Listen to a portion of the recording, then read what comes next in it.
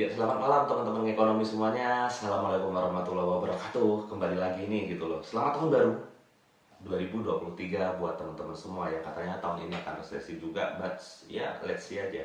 Oke, di awal tahun ada suatu berita yang cukup menarik dan cukup ramai diperbincangkan, yakni tentang penyesuaian pajak yang ditetapkan oleh Ibu Sri Mulyani, Menteri Keuangan, bahwasanya banyak tagline berita itu yang menyatakan gaji 5 juta per bulan dikenakan pajak 5%.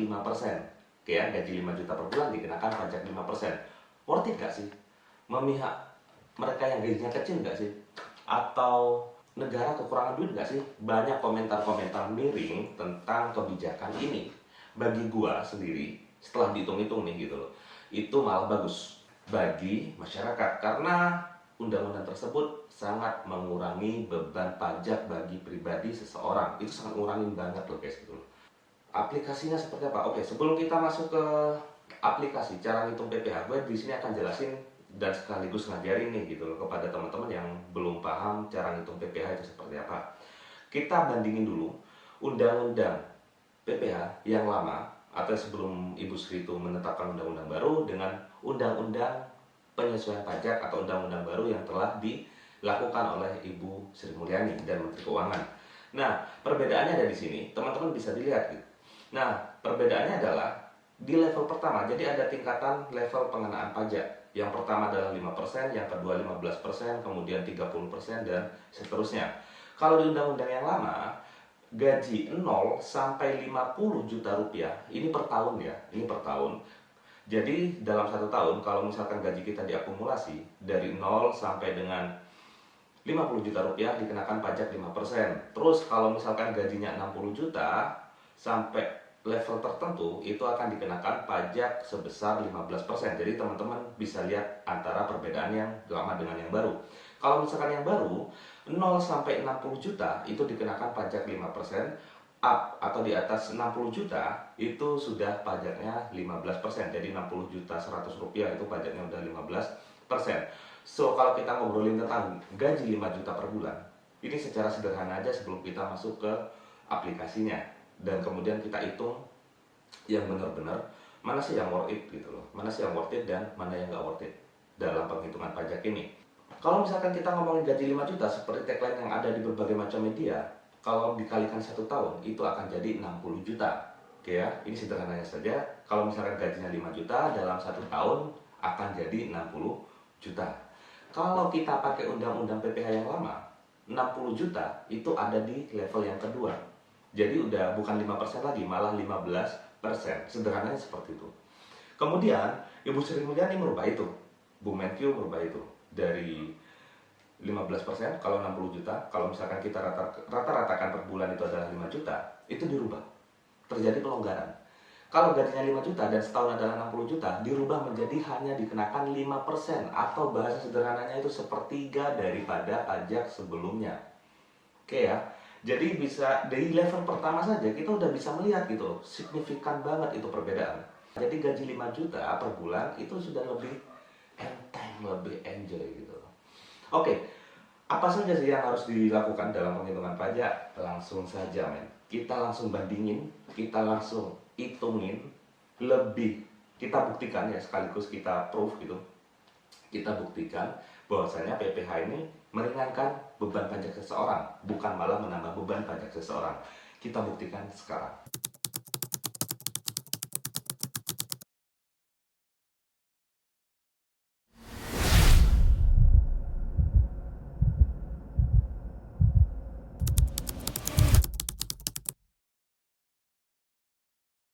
Dalam menghitung PPh atau pajak penghasilan ada 3 unsur. Untuk unsur yang pertama itu adalah pendapatan bersih. Pendapatan bersih itu apa sih gitu? Pendapatan kotor dikurangi iuran-iuran. Pendapatan kotor itu apa lagi? Nah, misalkan teman-teman kerja di suatu perusahaan, gajinya 4 juta. Oke, kita ngomong pendapatan kotor, itu pendapatan kotor. Kemudian kalau nanti gaji 4 juta tadi ada potongan buat BPJS, buat kesehatan, kemudian ada asuransi-asuransi ataupun iuran-iuran yang lain, itu namanya potongan. Nah, ketika pendapatan kita 4 juta yang kita sebut sebagai pendapatan kotor dikurangi dengan BPJS, asuransi dan sebagainya, misalkan jadi 3,5 juta. Nah, 3,5 juta itulah yang disebut sebagai pendapatan bersih. Daya paham ya, sesimpel itu. Kemudian untuk unsur yang kedua itu adalah PTKP, pendapatan tidak kena pajak, atau simpelnya adalah pendapatan yang tidak dikenakan pajak. Simpelnya lagi, eh, pemerintah nggak bisa mengut pajak kalau pendapatan kita nggak mencakup 4 hal berikut. Hal yang pertama dari yang poin kedua ini adalah PTKP. Kalau kita sendiri nggak punya istri, belum nikah, belum punya anak apalagi ya, itu pendapatan yang tidak dikenakan pajak adalah 54 juta. Dan gue simulasiin, misalkan lo jomblo nih gitu loh, kerja, misalkan gajinya per bulan adalah 4 juta per bulan ya. Dan untuk PTKP ini pendapatan yang tidak dikenakan pajak adalah akumulasi dalam 1 tahun. Berarti 4 juta dikalikan 12 adalah 48 juta. Ini pendapatanmu dalam 1 tahun bersih misal. Sedangkan untuk yang jomblo, untuk yang jomblo dan PTKP-nya bagi mereka yang sendiri adalah 54 juta. Pendapatan yang tidak dikenakan pajak. Sedangkan pendapatan kita adalah 48 juta. Dikenakan pajak enggak? Enggak. Kenapa? Karena maksimal yang tidak dikenakan pajak adalah yang bergaji 54 juta dalam 1 tahun. Ingat, 54 juta dalam 1 tahun maksimal itu nggak dikenain pajak oleh pemerintah. Jadi kalau misalkan gaji kita dalam setahun adalah 48 juta dan itu lebih kecil daripada maksimal yang tidak dikenakan pajak, berarti nggak dikenain pajak, men. Kalau jomblo. Nah, bagaimana kalau misalkan 60 juta? Oke, kita ke gajinya yang 5 juta. Kalau misalkan gaji kita adalah 5 juta per bulan. 5 juta per bulan. Berarti dalam 1 tahun adalah 60 juta per tahun.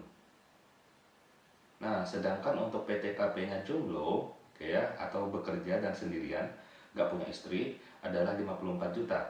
Karena 60 juta ini lebih gede daripada PTKP maksimal atau pendapatan yang nggak dikenain pajak maksimal, maka kita akan dikenakan pajak sebesar berapa? Yaitu yang di tagline Ibu Sri Mulyani itu 5%. Tapi bukan 5% dari 60 juta. 5% dari selisih antara pendapatan kita yang 60 juta dikurangi pendapatan yang tidak dikenakan pajak oleh pemerintah 54 juta, yakni 6 juta. Nah, 6 juta inilah yang kemudian dikalikan 5%. Berarti berapa pajak yang kita tanggung? Nah, 6 juta ini yang disebut sebagai pendapatan kena pajak. Jadi kita masuk aja ke unsur yang ketiga yang disebut sebagai PKP, pendapatan yang dikenakan pajak. Itu PKP loh, men.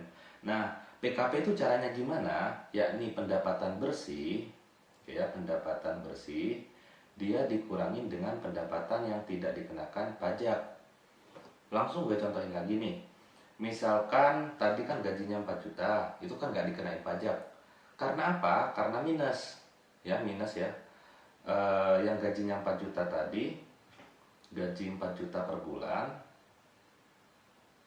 Gaji 4 juta per bulan, kalau misalkan dia jadi 1 tahun adalah 48 juta per tahun.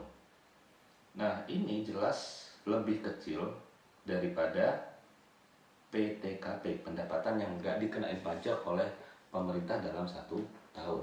Jadi maksimal adalah 54 juta kalau kita jomblo.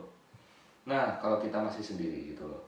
Jadi karena dia lebih kecil daripada PTKP, ya udah nggak dikenain pajak. Bagaimana kalau misalkan yang gajinya 5 juta? Ini yang lagi rame.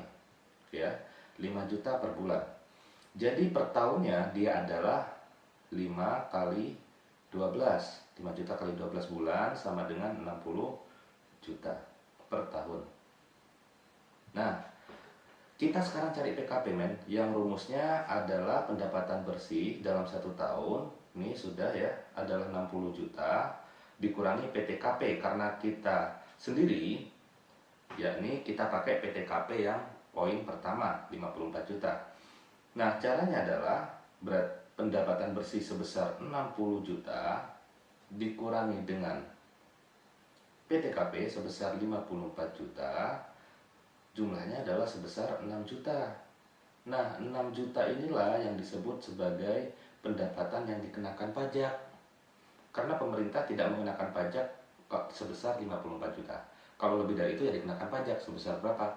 Sebesar lebihnya dari PTKP itu. Nah, itulah yang 6 juta dikalikan, baru 6 juta ini kita pakai undang-undang yang tadi, yang 5%, kemudian 15% dan seterusnya. Nah, karena 6 juta ini ada di kisaran level 1, gue sertain juga ya tabelnya di level 1, yakni dari 5% berarti cukup dikalikan 5%. 5% dari 6 juta adalah 300 ribu. So, pajak yang dibayarkan adalah sebesar 300 ribu. Banyak yang masih salah paham. Salah pahamnya di mana? Nah, banyak yang salah pahamnya adalah ketika mereka ngomongin gaji 5 juta per bulan, kemudian mereka langsung berpikiran seperti ini. Berarti kalau gue 5 juta langsung dipotong pajak 5%. Jadi per bulan bayarnya adalah 250 ribu. Ini banyak yang salah paham seperti itu. Kemudian ada yang udah bener, ngitungnya setahun 60 juta. Kemudian dikalikan 5%. Wah, berarti gue setahun bayarnya adalah sebesar 3 juta. Sama dengan pajak mobil. Nah, banyak yang protes seperti itu. Padahal mereka salah. Cara ngitungnya nggak gitu. Jadi cara ngitungnya adalah kita harus dapetin pendapatan yang dikenakan pajak lebih dahulu. Paham ya? Oke, kita next kalau gitu. Bagaimana kalau misalkan orang yang berkeluarga? Nah, kalau misalkan ada keterangan satu orang suami, dia bekerja dengan gaji misal, nggak gue kasih 5 juta deh gitu loh, gue kasih 8 juta ya, 8 juta per bulan. Atau biar lebih simpel aja, contohnya gue kasih 10 juta per bulan. Nah, ini kita jadikan setahun dulu pendapatan bersihnya, berarti ada 120 juta per tahun ya. Kemudian dia punya satu orang istri, misalkan istrinya nggak kerja deh gitu loh, nggak kerja, terus dia punya 2 anak ya, 2 anak. Nah, sekarang kita ngitung PTKP-nya. Langkah pertama adalah dapetin PTKP. Nah, PTKP dari satu orang suami itu adalah 54 juta. Oke, ini dari suami. Kemudian istri adalah 4,5 juta. Ini istri yang nggak kerja. Kemudian 2 orang anak berarti ada 9 juta. Oke, jadi total PTKP dari keluarga tersebut adalah 500, kemudian 897, 67,5 juta PTKP-nya. Nah, sekarang kita menentukan langkah yang ketiga. Oh ya, ini tadi kedua harusnya. Untuk langkah yang ketiga, kita menentukan pendapatan yang dikenakan pajak PKP, yakni dari pendapatan bersih sebesar 120 juta, gue tulis gini aja, dikurangi sebesar PTKP-nya adalah 67,5 juta. Berapakah itu? Jumlahnya adalah sebesar 52,5 juta atau 52,5 juta. Itu pendapatan yang dikenakan pajak oleh pemerintah. Kemudian karena 52,5 juta ini berada di bawah, gue tulis kurang dari 60 juta, maka akan dikenakan 5%. Akan dikenakan 5%. Berarti PPh yang harus dibayarkan, gue tulis di sini ya. Gue tulis di sini. PPh yang harus dibayarkan adalah 5% dikalikan 52,5 juta. Nah, itulah pajak yang harus dibayarkan, yakni sebesar 2.625.000 rupiah. Itu kalau misalkan kita menggunakan aturan PPh yang baru. Nah, gimana nih kalau misal kita gunain aturan PPh yang lama? Oke, kita hitung lagi. Untuk tahapannya sampai PKP itu tetap caranya. Cuman yang bikin beda adalah tentang persentase tarif pajaknya. Karena PPh karena PPh yang lama 5% itu adalah untuk yang maksimalnya adalah 50 juta.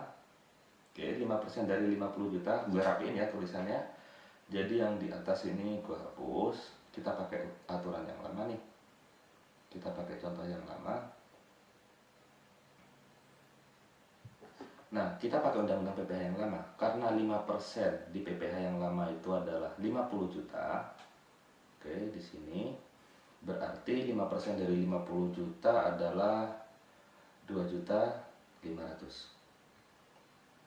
Kemudian untuk yang level berikutnya adalah 15%. Level tarif yang berikutnya 15% dari berapa? Karena gajinya adalah 52,5 juta dan 50 jutanya udah kepake di 5%. Oke, 50 jutanya udah kepake di 5%, maka sisanya adalah 2,5 juta dikalikan 15%, yakni sebesar Rp375.000. Jadi pajak yang dibayarkan kalau kita menggunakan aturan PPh yang lama adalah sebesar Rp2.875.000. Ini kalau kita pakai yang lama. Sedangkan kalau kita menggunakan yang baru, tadi jumlahnya adalah Rp2.635.000. Nah, di sini udah terbukti gitu kalau misalkan PPh yang baru itu sangat meringankan atau seenggaknya lebih meringankan lah daripada kita menggunakan aturan PPh yang lama. So, itu udah terbukti, men. Apalagi yang dicari? Apalagi yang perlu kita marah-marah? Mungkin kurang paham aja. Jadi kurang lebih seperti itu untuk penghitungannya.